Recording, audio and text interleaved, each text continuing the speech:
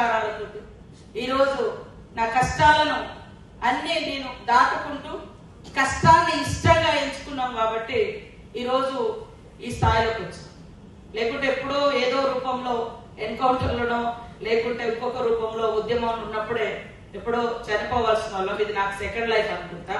But ఈ మిగిలిన life కూడా సమాజానికి ఎలా ఉపయోగపడుతుందని ఆలోచించి నా స్టెప్ బై స్టెప్ నా జీవితంలో ఎడ్యుకేషన్ మీద కాన్సన్ట్రేట్ చేసి ఉద్యమాల నుంచి బయటకు వచ్చిన తర్వాత చదువుకొని లాయర్గా పనిచేసి ఏ కోర్టు అయితే నన్ను విక్టిమ్ అంటే క్లయింట్ గా చూసిందో నక్సల్స్ కేసులలో, అదే కోర్టులో ఏ లాయర్ అయితే నా కేసెస్ ఆర్గ్యుమెంట్ చేసిండ్రో అదే లాయర్ దగ్గర ఆఫ్టర్ 5 years తర్వాత మరి బ్లాక్ కోట్ వేసుకొని అదే జడ్జి ముందుకు నిలబడడం అనేది నా మొదటి సక్సెస్.